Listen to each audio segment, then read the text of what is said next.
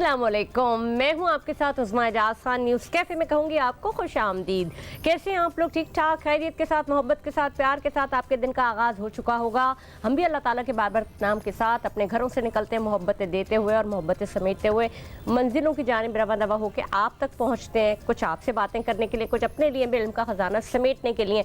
तो जनाब, सबसे पहले आज अगर मैं आगाज़ करूँ इस हवाले से, चूँकि बातें तो बहुत सारी हैं करने के लिए, लेकिन चैम्पियंस ट्रॉफ़ी के हवाले से बात करूँ। क्रिकेट चैम्पियंस ट्रॉफ़ी कल से पहला मैच होगा कराची में, जिसको मेज़बानी का फ़र्ज़ निभाया गया है इस दफ़ा पाकिस्तान ने, और उसको ये मेज़बानी सौंपी दी गई है। और कल पहला मैच होगा कराची में, पाकिस्तान और न्यूजीलैंड के माबैन ये मैच होगा। अल्लाह करे कि चैम्पियंस ट्रॉफ़ी पाकिस्तान ही जीते और अपने हक़ मेज़बानी का हक़ अदा करे। बड़ा ज़रूरी है, 8 टीमें इसमें हिस्सा ले रही हैं। अब देखें, क्रिकेट मेनिया, क्रिकेट का बुखार और न जाने क्या क्या चीज़ें, क्रिकेट फीवर, लोग पता नहीं किस किस नाम से और किस किस चीज़ों से क्रिकेट को याद कर रहे होते हैं, और हम सब क्रिकेट के लिए बेताब हैं। और यहाँ ये बात बताती चलूँ कि जिसको हम या जो हमें अपना अज़्ल दुश्मन समझता है, बहरहाल हम तो नहीं समझते पड़ोसी मुल्क को, इंडिया अपना मैच दुबई में खेलेगा। लेकिन ये कि पाकिस्तान में आमद और रफ्त का सिलसिला और खेलों का सिलसिला इसी तरह से चलना चाहिए ताकि आपस में एक दूसरे के साथ मोहब्बत और यगानगत पैदा हो। और अगर हम टीम्स के हवाले से बात करें तो वो पाकिस्तान पहुँच चुकी हैं और ज़ोरों शोर से प्रैक्टिस भी जारी है। काफ़ी दिनों से प्रैक्टिस जारी है और प्रैक्टिस का आगाज़ और जिसका इंतहाई अंजाम होगा वो तो उसके बाद ही होगा। लेकिन दुआएं हमारी सारी टीम्स के साथ है। गेम अच्छा होना चाहिए, गेम में स्पिरिट होनी चाहिए, कोई हारे कोई जीते इससे फ़र्क नहीं पड़ता। लेकिन जाहिर है जब पाकिस्तान में होती है तो हमारे दिल की धड़कनें, और कहीं पे भी हो तो हमारे जितनी भी हमारी तवक्कुआत हैं वो पाकिस्तानी टीम के साथ होती हैं, एक्सपेक्टेशंस होती हैं, मोहब्बत होता है, प्यार होता है, दुआएं होती हैं, और उनके लिए जीत का जज्बा जो उनके अंदर होता है वो हम उसे पॉप अप कर रहे होते हैं अपनी दुआओं के साथ और अपने प्रोग्राम्स के जरिए। तो हम अपनी टीम के लिए दुआ करते हैं, उनके लिए दुआ गो हैं कि वो अच्छी परफॉर्मेंस दें और चैम्पियंस ट्रॉफी को अपने नाम करा ही डालें। तो जनाब आगे बढ़ेंगे और बहुत सारी ऐसी चीज़ें, जब हम बात आपस में मोहब्बत और प्यार की करते हैं, आपस के इधर उधर रिलेशनशिप्स के हवाले से करते हैं, तो जो नेबरिंग कंट्रीज़ हैं इनके साथ भी मोहब्बत और प्यार के साथ रहना इंतहाई ज़रूरी होता है। लेकिन पता नहीं क्यों कुछ सियासी मामलात ऐसे होते हैं जिसकी वजह से कहीं ना कहीं कोई चपकलिश हो जाती है। लेकिन जैसे हम अपने घरों को बेहतर करने की कोशिश करते हैं, बिल्कुल इसी तरह हम अपने जो हमसाए होते हैं, हमारे घर के आसपास लोग रह रहे होते हैं, उनको हम प्यार और मोहब्बत से रखना शुरू करते हैं। इसी तरह से हम आपस में जो हमारी नेबरिंग कंट्रीज़ होती हैं उनके साथ ताल्लुकात को इस्तवार रखना न सिर्फ हमारे लिए बल्कि उनके लिए और दुनिया आलम के लिए बेहतर होता है। आप उनसे तिजारत कर सकते हैं, ट्रेड और बहुत सारे ऐसे ताल्लुकात हैं जिसकी वजह से आप उनके साथ उनसे मिलजुल सकते हैं, आपका आना जाना हो सकता है। आपको चाहिए कि वीज़ों में आसानियाँ पैदा करें, एक दूसरे से फ़ायदा उठाएं। ये सरहदें जो हैं ये सिर्फ इसलिए नहीं होती, सारी दुनिया अल्लाह ताला की सरहदों को सिर्फ बाढ़ लगा देना सिर्फ दुश्मनी के नाम पे या फिर रिश्तों को तोड़ने के नाम पे बुरी बात होती है। जैसे कि हमारे बहुत सारे आर्टिस्ट हैं जो दूसरे ममालिक में जाके काम करते हैं, और अगर वो चाहे वहाँ के जो आर्टिस्ट हैं वो भी हमारे मुल्क में आके काम करें, इंडस्ट्री ग्रो करती है। न सिर्फ एक इंडस्ट्री बल्कि और बहुत सारी ऐसी दीगर इंडस्ट्रीज़ हैं जो कि जहाँ पे हमारे पास कुछ कमी हो रही होती है और आपके यहाँ का टैलेंट हमारे यहाँ के उस टैलेंट को मज़ीद निखारता है और इम्प्रूव करता है। मुझे याद है बहुत टाइम पहले की बात है जब ये इंटरनेशनल मीडिया को बूम मिला और पाकिस्तान में भी मीडिया बहुत तेज़ी से ऊपर आया, तो हम सब की ट्रेनिंग्स बाहर की जितनी भी जो न्यूज़ एजेंसीज थी, जो ट्रेडिंग एजेंसीज थी न्यूज़ के हवाले से, उन्होंने पाकिस्तान आना शुरू किया और उनकी ट्रेनिंग करनी शुरू की। हम भी उसका हिस्सा थे, उसमें CNN भी शामिल था, उसमें ZTV जी न्यूज़ भी शामिल था, उसमें बहुत सारी वहाँ के जो इंडिया के चैनल्स हैं वो शामिल थे जिन्होंने आके ट्रेनिंग की, और एक ऐसा अच्छा माहौल बना एक यगानगत का मुझे अच्छे से याद है। हम सब मिलके घूमते थे, डिनर्स पे जाते थे, खाते थे, पीते थे, और यहाँ पे उनको जिन जगहों पे आना है, जैसे अब्दुल्ला शाह गाजी के मज़ारात पे जाना, या जो जो देखने की चीज़ें हैं या जहाँ पे उन लोगों का अकीदा है वो आके मानना और वहाँ पे दुआएं करना, बहुत सारे ऐसे लोग थे और हमारे उनसे कभी ना कभी ऑन एंड ऑफ बहुत ताल्लुकात भी रहते।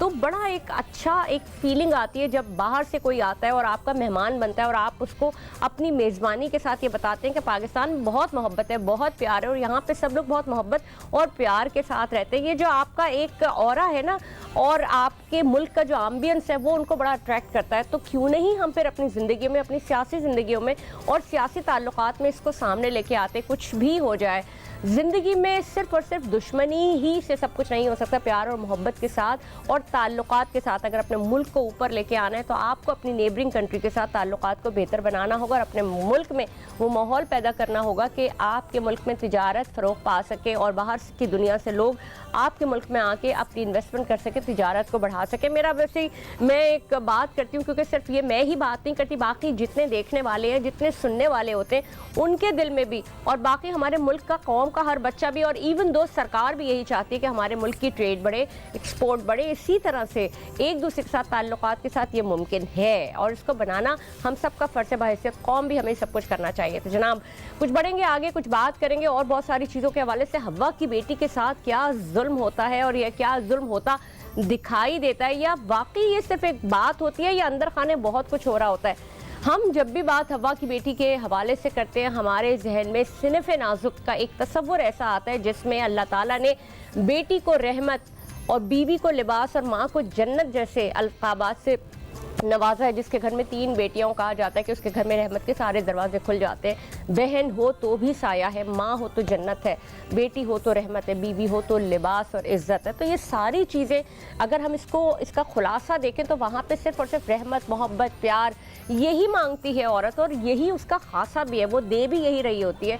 उसके अंदर वफा की और हया की इतनी तादाद और मकदार भरी भी होती है कि वो अपने अंदर से यही सब कुछ निकाल रही होती है। और अगर वो बिल्कुल उस आखिरी जगह पे ना आ जाए जहाँ पे जब उसको अपनी ज़िंदगी या अपनी जान की हिफाजत करनी पड़े, वो उस वक्त तक लड़ती रहती है, हालात से मुकाबला करती रहती है मोहब्बत के साथ और प्यार के साथ। लेकिन कौन सा ऐसा वक्त आता है जब औरत चीख पड़ती है, खड़ी हो जाती है, जब उसकी इज्जत को तार तार किया जाए, जब उसके साथ नाइंसाफ़ी की जाए, जब उसको बुरी तरह से रौंद दिया जाए। ऐसे ही कुछ वाक़यात यहाँ भी हुए, हमारे मुल्क में भी जब इस तरह के वाक़यात होते हैं, हवा की बेटी के साथ इस तरह के मज़ालिम होते हैं तो दिल खून के आंसू रोने लगता है। आपके घर में भी बेटियाँ हैं, मेरे घर में भी बेटियाँ, हम सब के घर में बहनें, और हम सब खुद भी एक औरत हैं, हमारी माएँ भी हैं। तो हमें बड़ी तकलीफ़ होती है जब किसी के साथ भी बहुत ज़्यादती होती है। ऐसे ही कुछ वाक़यात लाहौर में भी कुछ वाक़यात रिपोर्ट हुए जब इस हवा की बेटी के साथ ज़्यादती की गई, जुल्म और सितम का बाजार गर्म किया गया, जब उसकी इज्जत को तार तार किया गया, उसकी इज्जत को लूटा गया, और इस तरह से लूटा गया, इस तरह से उसके साथ ज्यादती की गई जो कि नाकाबिले बर्दाश्त और नाकाबिले यकीन है। पूरे गैंग मिलकर ये करते हैं। इसी तरह से एक वाक़या जिसके बारे में आपको बता रही थी, वहाँ पे हुआ जिस हवाले से मैं आपको बता रही थी, एक 70 साल खातून के साथ ज्यादती की गई। मुझे तो ये समझ नहीं आता कि ना इन दरिंदों को इस चीज़ का पता होता, ना इस चीज़ का ख्याल होता कि तुम्हारी माँ की उम्र की है।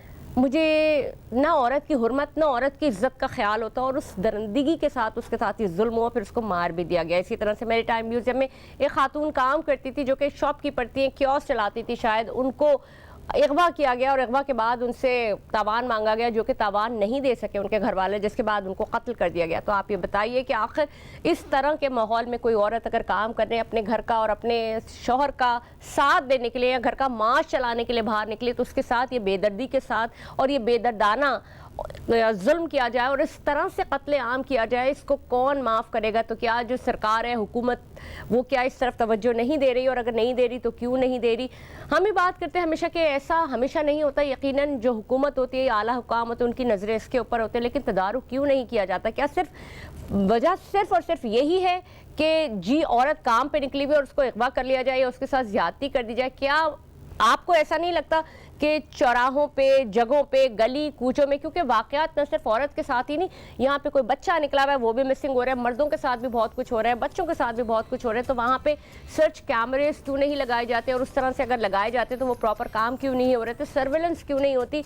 जो पुलिस है या आला हुकाम है इसके ऊपर तवज्जो क्यों नहीं देते? हर शहरी की जान और माल की हिफाजत करना हुकूमत का फ़र्ज़ है, और अगर हुकूमत इसमें नाकाम हो रही है तो फिर हुकूमत बैठी क्यों है सब कुछ करने के लिए? बहुत सारे ऐसे सवालात होते हैं जो हमारे दिमागों में आते हैं और दिमागों में जन्म लेते हैं, लेकिन हमारे पास इसका कोई तदारुक नहीं है। हम इस जगह पे, इस मसरत पे बैठ के सिर्फ बात तो कर सकते हैं, लेकिन इसका हम कोई हल नहीं निकाल सकते। हमारे पास कोई ऐसे जादू की छड़ी नहीं है जिसको हम घुमा के उसका हल निकाल दें, लेकिन दिल खून के आंसू ज़रूर होते हैं जब किसी के घर का जवान बेटा चला जाता है, किसी की माँ की, किसी के घर की माँ की बेहुरमती की जाती है, किसी की बहन की हुर्मत को जवाल आता है, किसी की बेटी की इज्जत को तार तार कर दिया जाता है, या इस तरह के और बहुत सारे वाक़यात होते हैं। हम चाहते हैं कि हम औरत को मजबूत बनाएं, ताकतवर बनाएं, उसके लिए क्या अमली इक़दाम किए जाते हैं? औरत अपनी तरफ से, बच्ची अपनी तरफ से तो मेहनत करके पढ़ के आगे बढ़ जाती है, लेकिन वो अपनी चार दीवारी को या अपने जिस सराउंडिंग को वो लेके बाहर चलती है, उस इज़्ज़त की हिफाजत कैसे की जाए? अब लड़कियों को भी मैं समझती हूँ कि मार्शल आर्ट और बहुत सारी ऐसी चीज़ें